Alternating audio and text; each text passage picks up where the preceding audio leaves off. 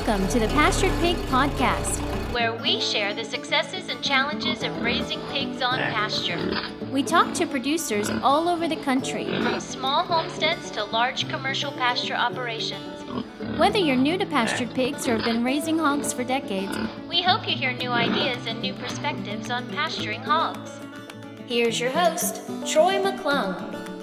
Hello, everybody. Welcome back to another episode of the Pastured Pig Podcast. As always, I'm your host, Troy. 2025 is starting off to be the year of technical difficulties, so we're a little delayed in getting this episode out. Apologize, and I want to thank our guest Kyle for being patient and me getting this out. But here it is. So we have our this is episode 135, I believe, if my notes are correct. So just plugging along. Speaking of technical difficulties, if you're a Patreon member at the boar level, you may be wondering where the video formats are. Actually, when I look at that analytics on that, I don't think a lot of people are engaging in the videos to begin with. So maybe just one or two of you that may notice that.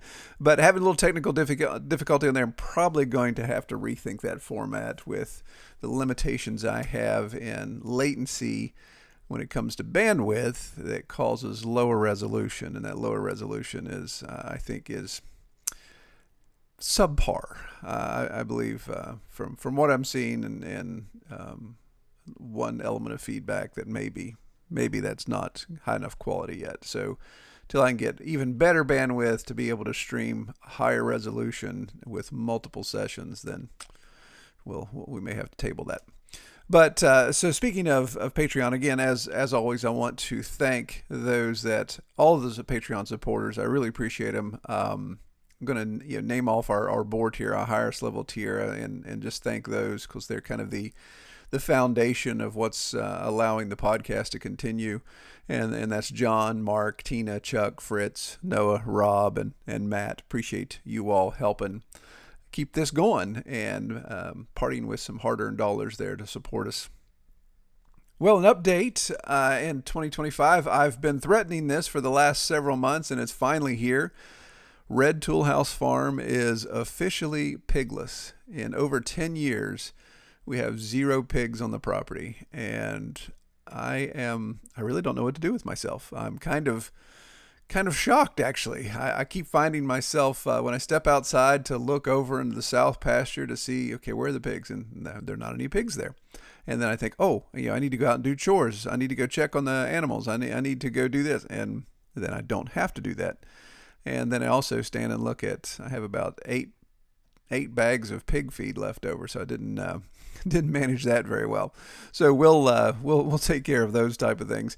But we did a video on the YouTube channel. That was see the podcast comes out. Yeah, so that was a video that's already out by now. But just announcing that we don't have any pigs, and I'm doing a little bit of infrastructure improvements. And as I'm doing this work, talking about what we're going to try to do this spring. So we're not done with pigs.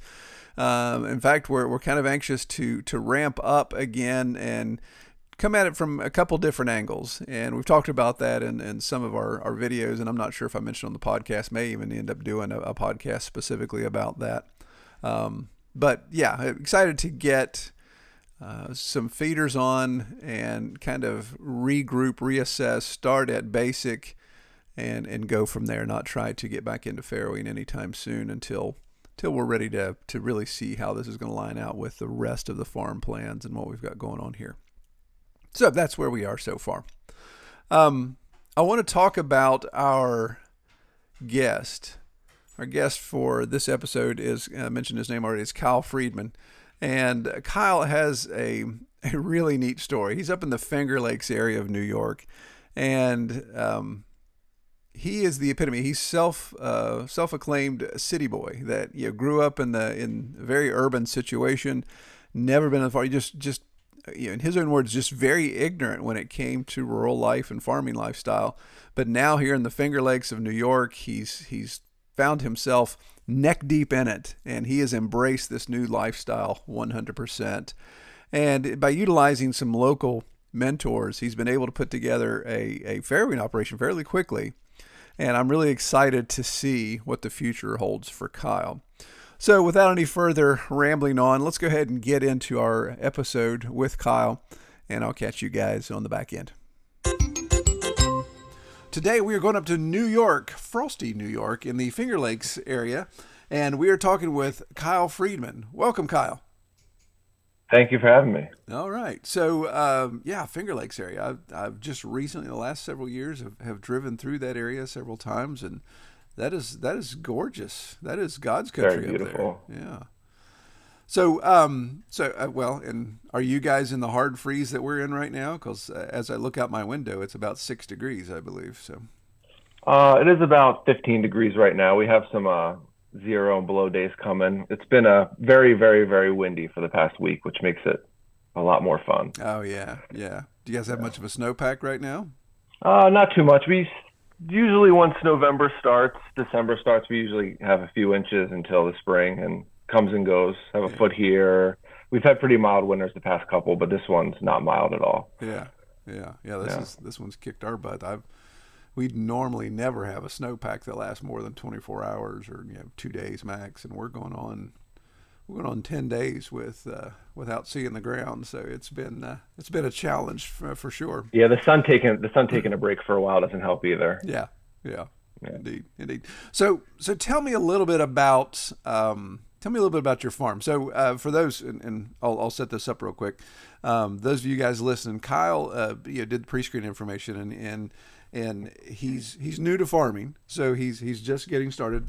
In fact, to the point where you haven't even named your farm yet, which Right. which is fine.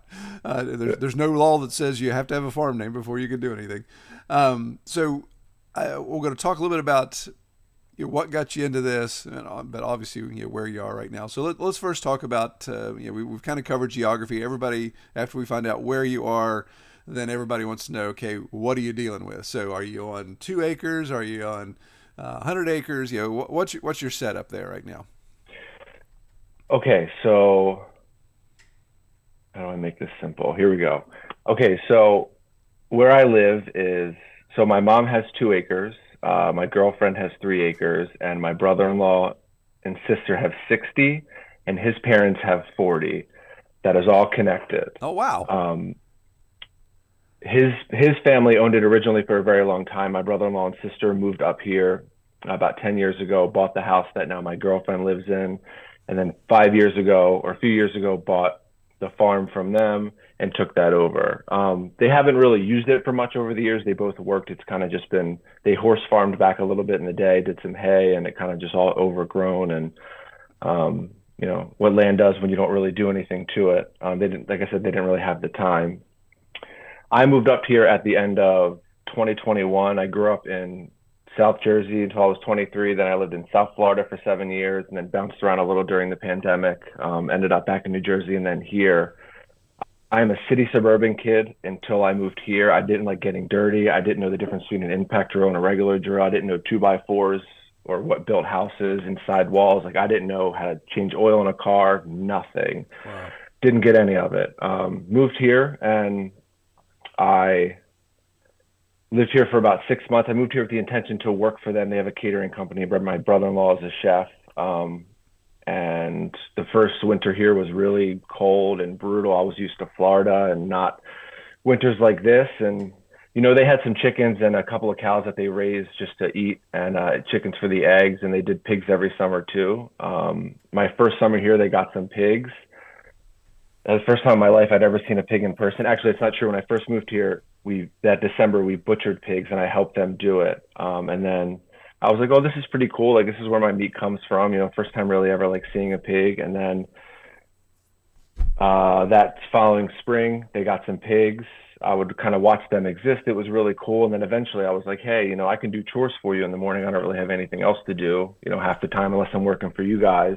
And he has never done chores again since then, coming up on 3 years. Wow.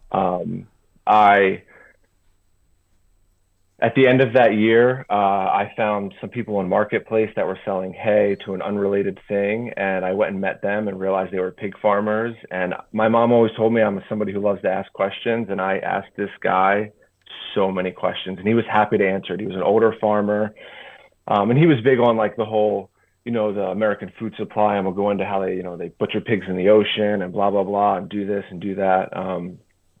But he like taught me a lot of other things too. And then I bought pigs from them a few months after that. And those are the first pigs I ever bought. And my intention was to just raise them for meat. I started learning a little bit more about breeding, and I kept two of them. I named them Thelma and Louise because I mean, they still have both of them. They're thick as thieves, those two. And I wanted to get a boar. It wasn't really working out, and I didn't really. I was kind of nervous to bring a boar in. I didn't know anything about farming or really the animals. I was just like trying to learn, and I saw something random somewhere about AI because I'm not a big like social media guy. I don't go on YouTube a lot. I don't have TikTok or any of that stuff. And I saw something about AI, and then I went to YouTube and then saw people that do it, and I was like, can somebody really inseminate a pig? Like, how is that even possible? I mean, how do you hold the thing? Like, how does that work? And again, I'm a city kid. I'm trying to figure this out here. And lo and behold, I found out about Shipley's. I ordered semen and I inseminated a pig, and it was very, very easy, actually. I mean, she just stood there and did not move and was happy to do it. And ended up getting a litter from her the following April, and that was in 2023. And I mean, since then, at this point on the ground right now, I have 41 pigs. Wow. And I feel like, so then 2023, I was kind of just trying to figure it all out and learn about the animals. I also had goats too. I still do have goats. And I took to YouTube for a while, and I realized that it was hurting me more than it was helping me, and just my personal experience, because and I hear it talked about in your podcast a lot. Everybody's experience is different. Like some people's frost line's 10 inches. Mine's, you got to go a little bit more than 4 feet to be safe. Wow. People drive 2 hours to get to a USDA facility. I have 3 within an hour. None of them are good, but I still have them available there. Like there's so many different variables. And I was like watching these people's experiences, and I was like, well, mine's not like that. So how's that going to work? Or then I was like, you know what? I'm just going off instinct, and I'm going to let the animals like tell me what I need to do. And, the end of 2024, I'm getting my years a little confused. End of 2023, from those pig farmers, I probably bought 35 pigs from them, or 30 pigs from them since I met them. And I wanted to raise a boar up from a feeder, and I bought a few gilts from them and a boar that was uncut and a barrow. And just finally, this year, the end of last year, those pigs farrowed from that boar. The farrowings were not that great. I got 8 pigs out of 3 gilt, but I just kind of hit the ground running. I mean, I realized you can use pallets, and buying a 8-foot sheet of tin isn't that expensive, and 2x4s and screws and pallets and tin go a long way. Yeah. To pigs. Well, great. Well, man, there's a lot to unpack there, and I love the. Yeah, obviously, I love the in the timeline, the amount of ground that you've covered and what you've learned, and especially like you said, with your background being more urban than rural, and having some of these new experiences. So if you don't mind, I'm going to kind of back up and maybe have you just kind of drill down a little bit, and we'll just kind of hop back through that. So. And forgive me if I get the kind of the family connections messed up there. No, please. But look, so South Florida, I assume Fort Myers, Miami area, Fort Lauderdale. What side are you there? Yeah, like the Palm Beach County. Okay. Fort Lauderdale. Yeah, absolutely. My wife grew up in Deerfield Beach, so yeah. Yeah, I'm very familiar. Yeah. So looking at that, and like I said, Jersey born, Jersey raised type of thing, back and forth, and then up in New York. Now, was it the catering? You said it was a catering business that your brother-in-law was in that brought you to where you are now. So, more or less. I mean, I was kind of after the pandemic happened, I ended up moving in with my dad in New Jersey. I kind of lost a lot, and as most people did, and I was very down on my luck, very depressed living with him. That wasn't a good situation for me to be in, and I wanted just to do something different. And they've been up here for a few years. I visited up here over the years, and I loved it up here. I mean, it was. Yeah. You've been through. It's gorgeous area. It's like a hidden gem. I mean, it's amazing. The lakes are beautiful, and my mom had finally settled and bought a house and like some land from them. And I was like, they needed help with their business. I had experience with restaurant and all that stuff. So I was like, Awesome. let me go Okay. try it out. And so I just moved up here with no intention of farming, no intention of anything. I mean, there's a huge Mennonite community out here. And for my first 6 months, I didn't even think they were like real human beings. Right. You know, Right. they just, the buggies, and they build houses in 4 minutes, and um, and now I'm like friends with them. But yeah. Yeah, no, so that's great, and I appreciate that. I appreciate you sharing that, because that kind of motivation, what gets you out of your comfort zone? Why did you go from being more urban focused, and like you said, having that restaurant experience, you're doing that kind of thing. Obviously, the pandemic sounds like it affected you like it affected a lot of Sure. us, and was part of that catalyst to get you out of your comfort zone. So moving to New York. Um, yeah, you have an affinity for the land. You've seen it. Okay, it's beautiful. Kind of a nostalgic type of thing, and then you get there and you see you have this encounter with these farm animals, and you have this experience. It sounds like you said kind of very at the beginning there you were helping with the butchering process. So kind of you got in, got your hands dirty. So was there an obvious switch that flipped there where you're like, okay, I am way out of my comfort zone, but I love it. And it sounds like you're an inquisitive dude. You ask questions all the time. So it was like, I got to figure this stuff out, and I want to learn these things ASAP. Yeah, basically like that. And the the pig thing kind of started it because it was cool to see, like, I didn't even know that bacon came from pork belly. I just wasn't taught that. Mm-hmm. You know what I mean? Like, it Sure. just, I didn't know. And I helped make bacon, and then from that point, from December until we'll say like April. I mean, there was no more pigs. There was just a couple of cows and chickens, and I had no work at that point because their work didn't kick in until the spring. I like to drive around when I move new places, so I know where I am. So I Mm-hmm. did a lot of driving around. I think the switch really hit for me when I would drive around. I'd see all these farmlands and all these equipment and combines sitting on the side of it. And back then, I had no idea what they were. And I was in a car by myself, and I couldn't get any answers. And I see all this stuff, and just I'm like, what's going on around here?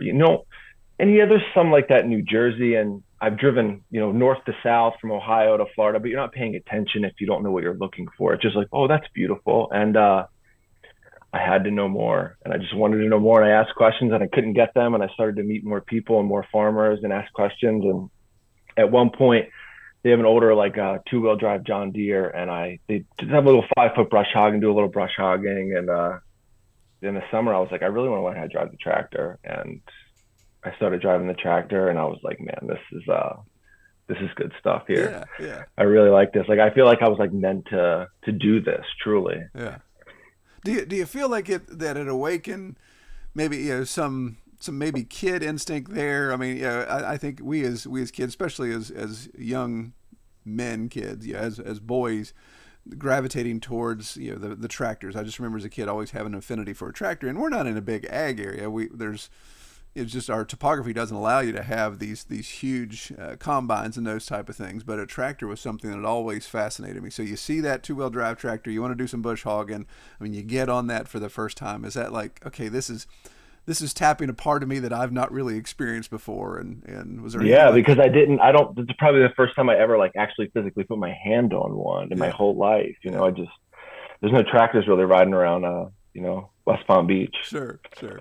No, It's that's great, yeah. man. I love it. I love the fact that having that experience and recognizing that a lot of people, like you say, you don't know what you don't know. You didn't know Yeah. what was available and what was there until you see it, and then this desire to get Yeah, into it. I never even knew as a human being on this earth that farming for truly pleasure and or for business was an option. I Mm-hmm. didn't even know that, like, oh, I could just go decide to go buy farmland and farm and do that. I didn't even know that was like an option, Yeah. and I'm sure most places it isn't because of zoning laws and things like that. But around here you can basically do whatever you want. Right, right. That's Yeah. fantastic.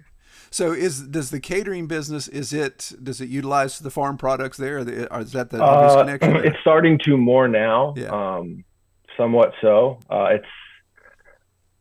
It's hard to meet that demand, and the more I learn about how an animal breaks down, I mean, you only get so many good cuts off an animal. Like we right. do, we do pre-feed dinners on Monday night at the farm now. Actually, we built like a dining space, and we'll do 4-course dinners on Monday nights. And we butchered pigs, I want to say 6 months ago, and it took 4.5 pigs worth of pork chops to do one dinner. And it's like, what do you do with the rest of that meat? Which is why I've actually recently kind of switched more towards focusing on selling piglets than meat, because it's impossible. It's you charge people too much, and it's impossible. Yeah.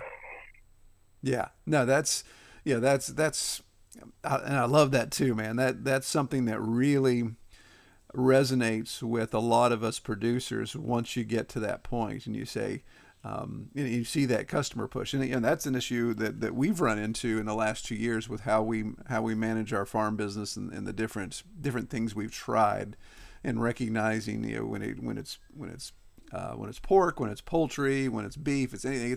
It's there's those specific cuts that go immediately. People want, okay, I want all your chicken. Like, we processed our last batch of 100 chickens. I sold the chicken breasts in one day. The lady bought every single chicken breast from 100 birds that we processed, and it's like, bang, okay. About the rest of the chicken. Yeah, exactly. So it's like, okay, now what am I going to do? Because now the rest of the customers, okay, yeah, I'd like to get packaged stuff. I'd like to get some breasts, some thighs, and it's like, well, I can't put a box together. So shame on me for not regulating that more. But when it's cash flow, you're like, well, I've got to move this.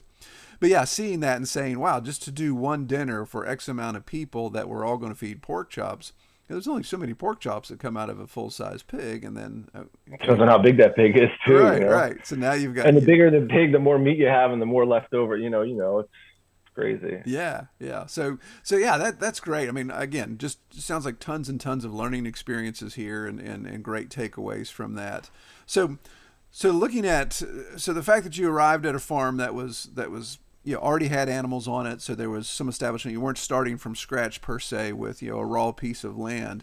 What type of infrastructure was there and is there when it comes to managing? And I know you've got goats and cattle, but let's kind of focus on the pigs for now. What kind of infrastructure is in place? Trust me, the goats aren't smart enough for me to talk about for 45 minutes. Gotcha. They're just smaller versions of cows. I love them. They're great animals, but they're So there's there's like a 30 by 60 shop that they mostly use for like storage and certain things like that. And there's I think like a 30 by 20 barn that they were using for cows. There is no cows now. They were using for that. I haven't really used any of like their structures. I've kind of just built pallet houses. Mainly because there's no concrete floors either, and I didn't really want to run animals through without it. And so I've just been building pallet houses. There was some fencing up. I've done a lot of post pounding and running high tensile wire and rolled fence and all that types of stuff, adding different structures.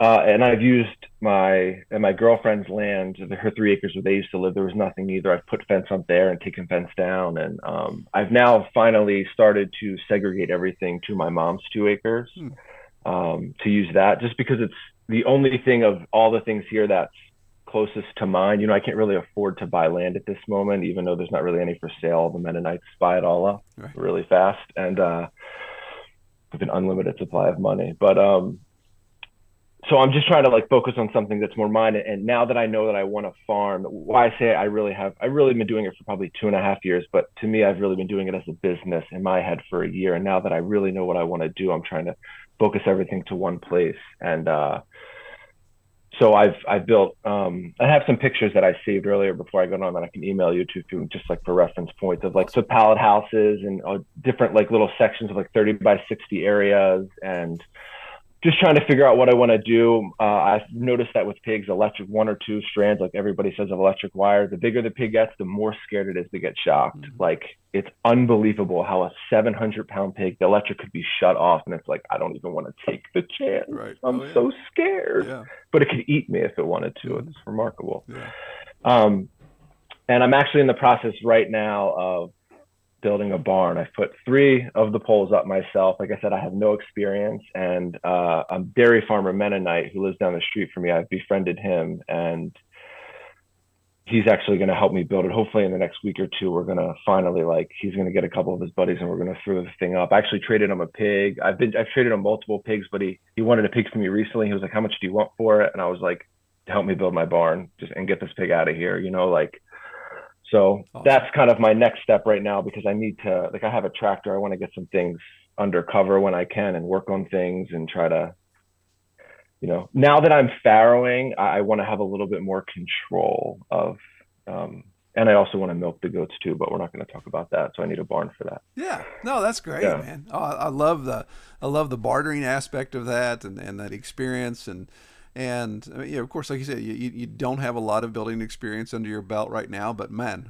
who better to mentor under than a Mennonite who's born and raised with a hammer in their hand, basically. So yeah. I've actually I've driven his tractors on his fields. My first, when I first met him, and I offered this to many people, and I don't know if anybody knows this, but Mennonites call like us English people, right? So I didn't know that when I moved here. I always thought they meant like I was British or something. But right. Yeah. And I offered to many farmers, like, hey, I'm new to farming. I really want to learn. I want to learn the crop side of it too, because I'm fascinated by all of that. I have nothing but time. I don't want any money. You can teach me. I'm a quick learner. If you need help doing crops, because farmers constantly complain that they don't have any help. Right. They don't have any help. And I offered it to 25, 30 different people, and he's the only one who took me up on it. And I did. And I drove his steel-wheeled tractors with his discs on his fields like multiple times. I've helped him a whole bunch, and he's taught me so much. And it's like cool. And it's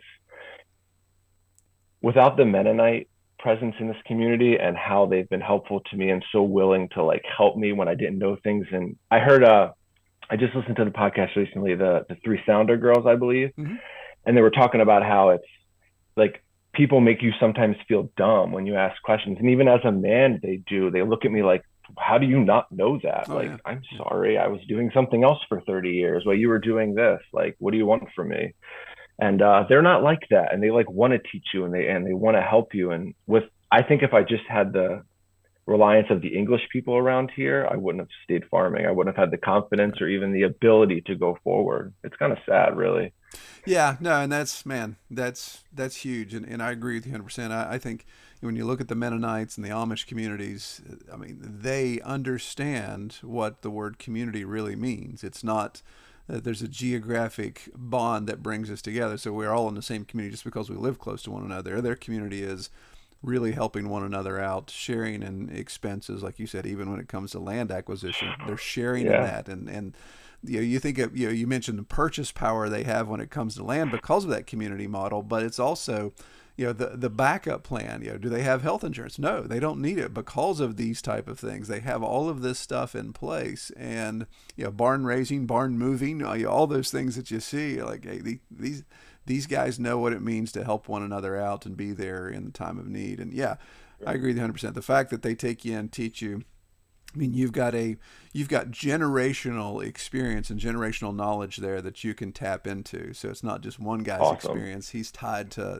this entire way of life, and you get to experience that. It's fantastic, awesome, cool, man. So obviously, one year you said where you kind of I'm really in the pig business now. It's been about 1 year, and this is the thing that just it excites me. So it's exciting in the fact of what were you thinking, and God bless you for taking it on. But your pre-screen says you have 34 pigs right now, 6 due to farrow here soon. So in 1 year, you went to 34. So what was your modus operandi? What were you thinking when you brought in those 34 pigs, and why build up to that number? Well, that was definitely built up. So last year, the last time I bought pigs was July, and I bought 12 from that farmer. I bought one uncut boar, which I still have. I think there was 3 gilts. Yeah, there's 3 gilts. And other than that, I've had 5 litters, 6 litters from 5 pigs, from April of last year until now. And I just wanted to, so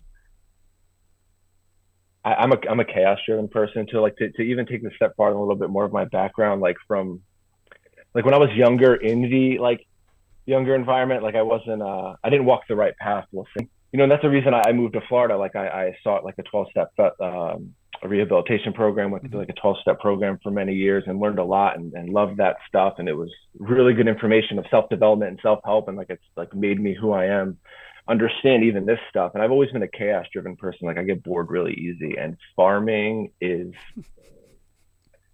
goats. And so when I first started with saw the cows, and I was like, cows are the most boring animal that has ever existed on this earth. Even if you had 1,000 of them, they're boring. And then I started learning about pigs, and then I got 3 goats that somebody was giving away. I learned that you shouldn't take free animals. I got 3 goats that somebody was giving away that were a nightmare, and they escaped. And I chased them for miles on a 4-wheeler. And then I was like, and then I got more goats, and then I got more pigs, and pigs were escaping. And then I had a pig die in a pond. I had a pig squished by a hay bale. Like things kept happening, and it's just like I just kept going. It's the chaos. It's like Right. the every morning I wake up and I head out to go do chores. I just assume all the animals are outside of their fenced-in areas and they're just frolicking free. Because then when I show up, they're not, and they usually don't get out. Like they're good about not getting out, but Right. you don't know. Even making this plan this morning, it's so hard for me to make plans with people.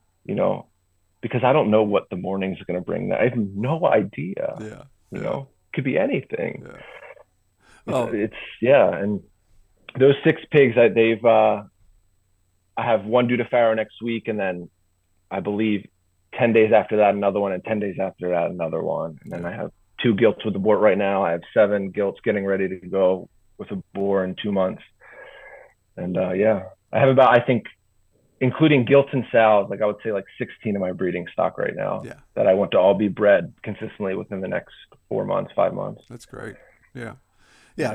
so I'll stick a pin on that because I want to come talk about your market because you had kind of mentioned where the business side of that kind of unfolds.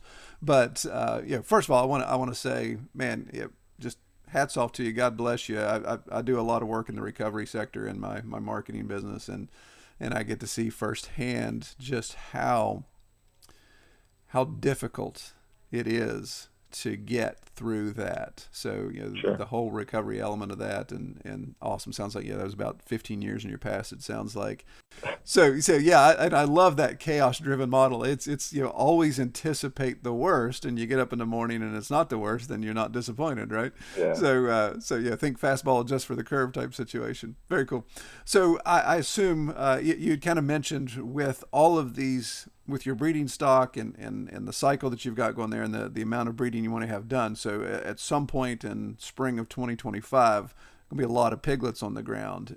So I think you said your primary model is to sell piglets more so than selling a finished product, correct? It is for now. Yeah. Okay. I'm kind of pivoting to that. I was like everybody else where I was like, oh, I want to sell meat. I want to change people's minds. I didn't know anything. And then, it's, I don't even want, it's so, the problem is so deep rooted. It's not even worth talking about just how I don't know. It's amazing that, I mean, it genuinely cost me over probably $130 to $150 more to get my pig processed and killed. That's not even the smoking or any of it at the USDA facility, and then it does to raise it. And I see farms are selling, local farms are going to farmers markets selling their product for 3, 4, $5 more than the store, and like they have to. And now we're all the problem is like you're my competition, and that's the problem. Mm-hmm. Like, which is why the Mennonites are so good about it. Is like they're kind of, yeah, they sell to the big guys, but they work together. Where like, to me, another farm that does the same thing I'm doing looks at me as competition, and it's like Right. that's why they're winning. Right. That is literally why they're winning. But so I'm just gonna sell piglets, and Yeah. yeah, it's easier. So in that line, are you settled on a breed? Is there an eclectic variety of breeds? Are you dealing with mutts? What do you got going on there? Yeah, I knew that question was gonna come. So I kind of made a decision when I got started that I could go head first into really figuring out all the breeds and all that chaos of that, or I can just try to figure out the animal Mm-hmm. itself. And I chose the animal Yep. route. I have ordered semen a few times, and I've tried to do that a little bit more specifically. I do like Durocs. I don't know why. I just like their temperament. I like everything Mm-hmm. about them.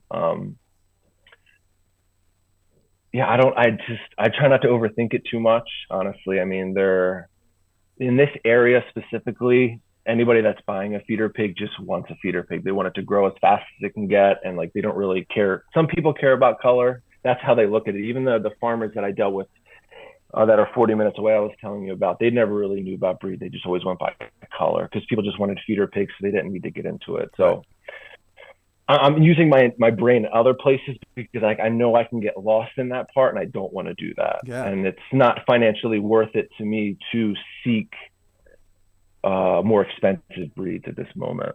Oh yeah, and So, and I don't think you're off track at all on that, especially seeing what the market has. If your market in your area says, "Hey, we just want feeders, we're looking for mutts," I used to joke all the time when it came to getting our feed stock that I don't want my pig to go to college. I don't need a big pedigree. I need something that's just going to finish well, like you said, in a time frame, and your breed characteristics play into that. But man, hybrid vigor, to me, I was finding that hybrid vigor was more important on my specific scenario with the rough topography, a little bit more nasty forage because this is an abandoned farm for decades. And seeing that that hybrid vigor was playing out well, way better than trying to get a very specific breed line and know, okay, here's the results I'm going to get because I have this specific breed line. So yeah, I mean, I think there's wisdom in what you're doing because you've looked at your market and said, okay, we don't need to go down the line of saying, okay, this is old line, or this is Berkshire from this specific line, or this is a specific old spot line, all that type of stuff. It's like, okay, we're gonna just see how it goes, and now you can, like you said, you can focus on the confirmation and the results of the specific sow and boar combination, and not get tied up in the, okay, well, it's because it was this specific genetic breed line or this or that. I mean, you can now focus on environmental things and other stuff, and then as you get more experience, then be able to because like I did these gilts that just farrowed. That was the first ones I ever had from a boar. Everything else was insemination, and like my experience this route through the boar was way different than the 3 insemination farrowings. And I'm trying to narrow down like why that may happen. I have other pigs coming soon that were from the boar, so I'm curious to see what those results are like. It's amazing trying to like narrow things down. The one thing over the summer especially, we cater a lot of weddings, so we gather a lot of food scraps, and I'm learning more and more and more and more that just because an animal will eat it doesn't mean they should eat it. Yes, very good. Especially when it comes to pregnant animals and breeding stock. And I think that potentially some of the issues I had with farrowing are potentially related to food they ate over the past few months. And I think a lot of that is size too, because they were way bigger. These 3 pigs specifically ate most of the food scraps all summer because of the pen they were in was like, it's just how it worked out. And they were way bigger than any other pig that I had farrow. And I noticed they didn't move as well. They squashed more than other ones did. So there's a lot of little things like that, because as much as I think that maybe a farrowing crate for the first 3 days, 4 days would be a good idea, there's probably no world that we live in where I'm ever going to get a farrowing crate and use it. I also don't want to rely on heat lamps too, because to me, that's not realistic to have electricity all over the universe. And I want the animals to be able to survive. And to me, the cold, it's been, days they were born, it was 5 degrees. It was -1 with the wind chill. There's no wind hitting them, no water. And there was hay and a 700-pound pig in there. They were warm, they were fine. Yeah. So I don't think it's the weather. I don't. I'm sure some days would be, but yeah. Yeah, no, I think you're on the right track, exploring and just doing the best you can to figure out, what produces good results, what's producing negative results. But the confirmation and the weight of the pig, like I said, and intake, I agree. There's a lot that influences that. And I'll never forget the best farrowing I ever had. I had were my two gilts, very first 2 gilts that I had, did AI. One through a litter of 10 for 10, all 10 viable, all 10 survived, no crushing. And the other one through a litter of 12, same thing, 12 for 12, nice. No one, all of them kicking, none of them were crushed. And I go back and look at pictures or video of those sows now. They're long gone off the farm because that was 12, 14 years ago.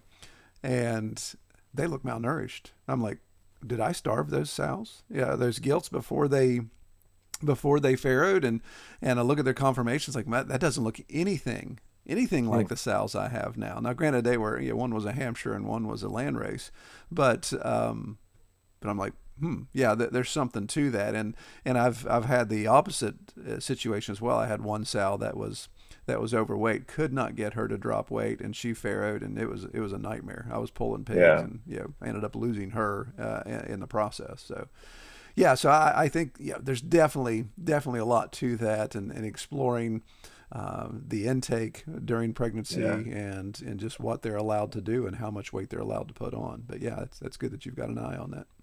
Yeah, I'm starting to ration at certain points, and it's amazing how that huge animal only needs that little bit of. Because I've actually gotten lucky.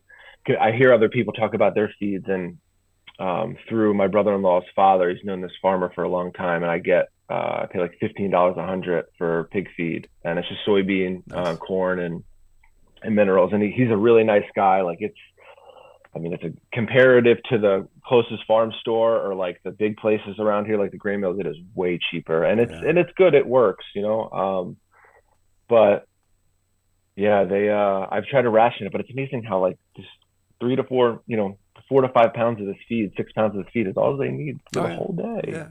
Yeah. When you look at the protein load and the simple fact that if the pig has access to any forage whatsoever, then it is amazing what they can forage. I mean, even with our snowpack we have today, I still see where the pigs have gone, because right now they're on about 5 acres of access, so they're able to go through the woods and still find some mass that's been overlooked, and they're still foraging. But yeah, right now, and the ground's frozen and they're still out there rooting. Yeah, it's fantastic, isn't it? Yeah. How's that nose that strong? Oh yeah, that's definitely a shovel. Yeah, the good Lord put a shovel on their face for sure, for a reason. It's amazing. So cool. So looking at spring of 2025, a lot of piglets on the ground. That goes into winter, or it goes into summer, and you're looking to sell some of those as feeders. What other than the barn, what additional infrastructure are you looking to add here in the next year? Or is there any areas that you need improvement on that you see?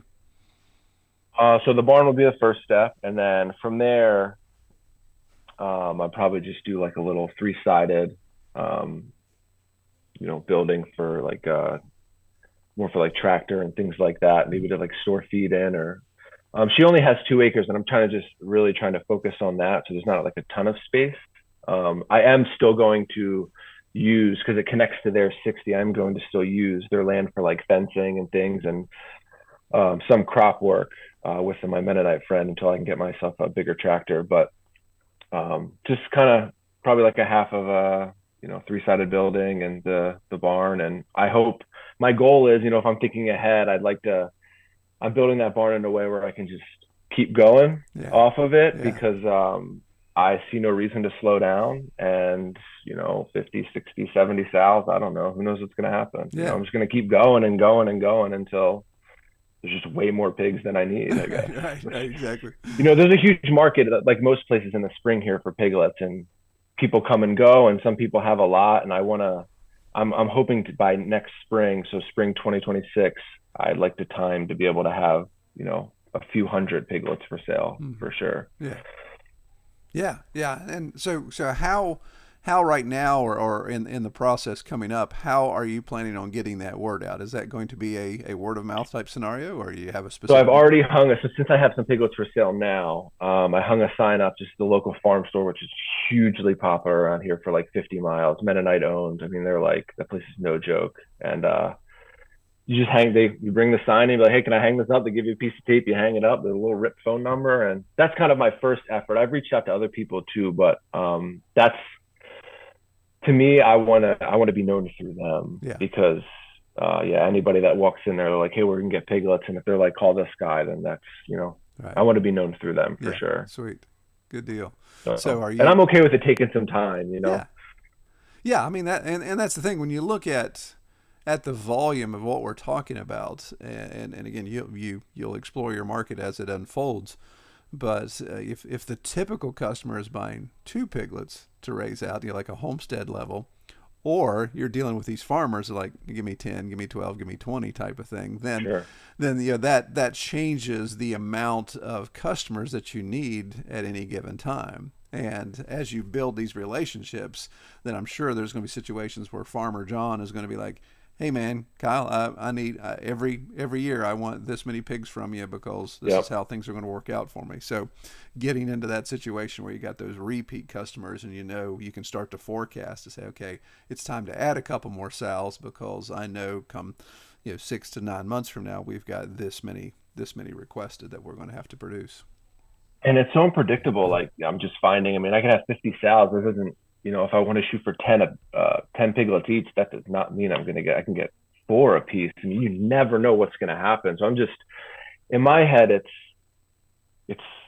I don't know. It seems easier to take care of the bigger animal than the smaller animal, like the bigger pig than the little pig. As long as they all can get along, because I've noticed I actually put some gilts with that one pig I mentioned before. I've had for 2 years, Louise, who's kind of started it off for me. She's actually like my pet at this point. I've never been able to get her bred, and I have a really hard time getting rid of her. I really love that pig, and she really loves me. And she doesn't bother anybody. She keeps companions to other pigs if it's necessary.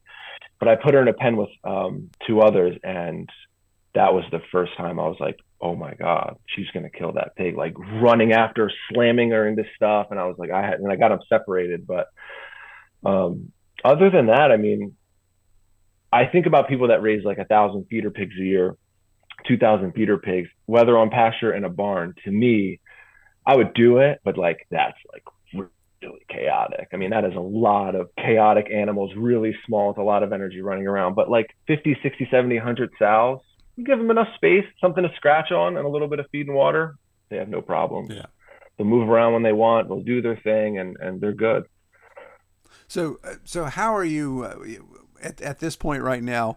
How are you focusing on data capture and tracking of sows? Sow X produced this.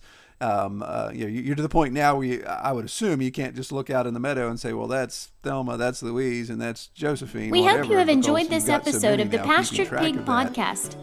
To learn more about our podcast, or to submit topics, or recommend guests, I have a for notebook future that I've episodes. been keeping track of, like, who's had what and when they're due. I'm not the greatest note keeper. I never have been. It's definitely something I could probably stand to improve on. I'm not good at taking pictures either, but when a pig goes into a heater, if I need to remember something, I take a picture. Like if I see the boar mounting her, I'm like, oh, let me take a picture so I have a reference point, if I don't have like a pen on me. But I'm starting to keep track, especially because I don't want to, cross in any areas if, I guess, what do they say? It's inbreeding is if it doesn't work, line breeding is if it does work, right? So, right. Yep. Yeah, I don't know, but I'm trying to definitely keep better track, and that's kind of why. And it's funny about the farm name thing. I thought of a couple of names, and I feel like until I get the barn built and like really kind of get a better flow, I don't know. I just don't want to pick any name. I just don't want it to be something. I don't know. Right. It's tough for me to come up to that name, if that makes sense. And I'm not there yet anyway, so it's no big deal. Well, yeah. Still figuring it all out. Well, once you choose a name and you go with it, then it's tough to rebrand because there's a lot of time and effort in a rebrand. So there's wisdom in holding off on that. Well, cool. Well, Kyle, I want to be sensitive to your time, but I do want to ask you a parting question I like to ask everybody, and I think this will resonate especially with you since you're kind of just getting into pigs. So in the last couple years, the experience you're speaking from here, what is your favorite part about raising pigs? Their farrowing instincts. To watch, you'll throw some hay. I throw some hay into their area when they're a few days before they're going to farrow, and they're grabbing it by mouth. They're moving it to the other side. They're moving it with their paws, and like I'll come back an hour and a half later, and they've just created this whole space for them to exist in. And then they have the babies, and I mean the piglet is so tiny, and the mom is so massive, and they're just so gentle in the way they move around. And then I've had group farrowings, and the pigs talk to each other. I know they do. I hear them. They grunt back and forth. They help each other. One will come over into the other house with the other babies and nudge that one around. And now it's the farrowing of this animal compared to others I've seen with goats and cows is just, they're geniuses. I've heard my whole life that we're not worthy of owning dogs. I feel like we're not worthy of owning pigs because they are just so intelligent, remarkable. Yeah. Yeah, that's great. Great answer. Yeah, I agree. To watch them, to watch those instincts kick in when it comes to mothering is unbelievable. Very good. Very good. Well, I normally ask, but I think I know the answer to that. If anyone wants to find out more information about you, where can they go? And understand, as you're getting established, you don't necessarily have that digital presence yet. Sounds like if they want to know more about you, then go to this specific Mennonite feed store and pull the tag off the sign, right? Or if you want to go to a bed and breakfast and you have a vacation to the Finger Lakes, Dean Lane Bed and Breakfast is the name of like our bed and breakfast cool. and our space out here. So Awesome. that's a way to at least see me and talk to me. But yeah, I'm not online yet. Gotcha. Awesome. Well, Kyle, man, I appreciate you coming on the podcast. It's been a pleasure talking with you, and just pray you have good luck in 2025 with all this farrowing you've got coming. Well, I really appreciate Kyle coming on the podcast. Appreciate his story. Appreciate him being vulnerable to talk about being in something outside of his element, being a city boy type of thing, and of course to even share some of his past there with recovery. And I think there's no greater story of redemption than men and women that can overcome the grip of addiction. As you heard me say in the podcast, I do, in my marketing business, I do work in the recovery business quite a bit with one of our largest clients, and I see that firsthand, and I've actually become pretty good friends with men that have come through that program over the years, and to see these men thrive is just incredible. Unfortunately, not all of them do. Some of them don't make it out of the grip of addiction, and they succumb to that issue. So it's a sad situation, but I love to see somebody like Kyle get that behind him, put that years and years behind him, and just rebuild his life and try something new. Yeah, I love that the chaos living of expect everything to be out and running around in the morning and you won't be disappointed. So, yeah, I can strangely relate to that quite a bit, especially at the beginning of the years. All right, well, as you heard Kyle mention, he doesn't have an online presence right now, but hopefully that'll change in the future as he builds his business more. But look forward to, I have to follow back up with him in a year or so and see where he is, Lord willing. Well, I appreciate you all listening and the feedback that I'm getting, and I appreciate just that interface, whatever you have there. If you've got any suggestions or comments, of course, send them to troy@redtoolhouse.com.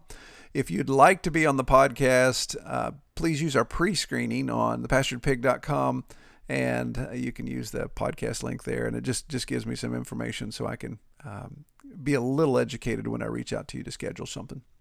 All right. Well, I pray you all have a great start to the new year. We'll talk to you soon. We hope you have enjoyed this episode of the Pastured Pig Podcast.